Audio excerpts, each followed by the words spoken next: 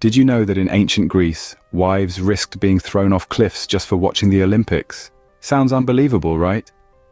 This was the stark reality of the intriguing customs and extreme rules surrounding the ancient Olympics. So let's dive back in time and explore the fascinating yet brutal world of the ancient Olympics.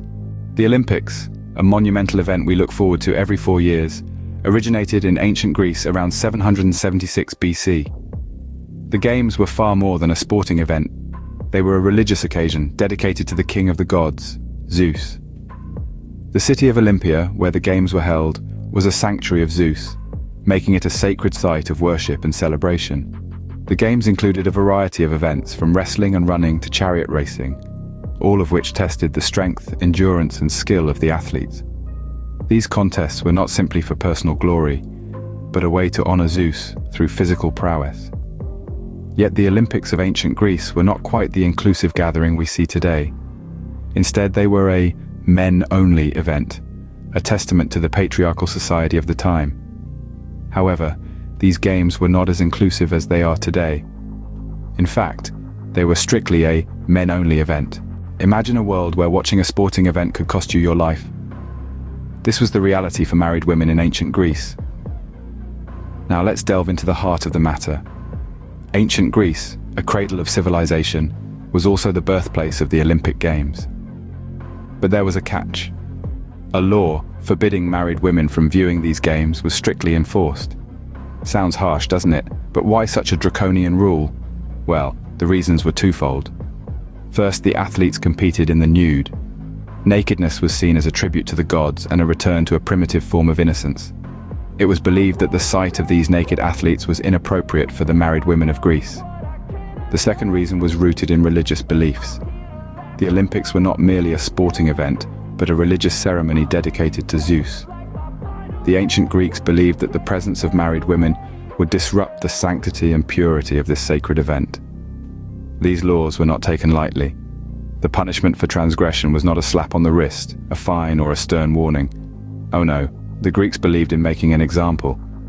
The penalty for a married woman caught watching the Olympics was death, and not just any death. The punishment for breaking this rule was as severe as it could get, being thrown off a cliff. However, like all rules, there was one exception. Now, while it's true that women were generally forbidden from participating or even spectating most Olympic events, there was a remarkable loophole when it came to chariot races. You see, women couldn't compete as charioteers, but there was nothing stopping them from owning a team. This opened the door for some women to make their mark in Olympic history. The most famous of these was Caniska, a Spartan princess. Caniska didn't just own a team, she trained and sponsored a winning team. Her charioteers claimed victory not once but twice in the 4-horse chariot race. This made her the first woman to ever win at the Olympics, despite the fact that she couldn't even watch the games she had triumphed in. Ancient Greece was a society of contrasts where women could be champions but couldn't watch the games. The ancient Olympics were more than just games, they were a reflection of the society and values of the time. These games were a prime testament to the gender dynamics prevalent in ancient Greece. Women were barred from participating or even spectating these prestigious games, under the threat of being hurled off cliffs, a chilling reminder of the stringent societal norms of that time. However, the narrative wasn't entirely one-sided. The story of Caniska, the first woman to win an Olympic event, serves as a beacon of defiance and resilience, carving a path for women in a deeply patriarchal society. These historical practices and their implications have shaped the society and influenced modern Olympics in significant ways. Today, the Games are a global event, promoting values of equality, unity, and sportsmanship. Women not only participate but also excel in various sports, standing shoulder to shoulder with their male counterparts.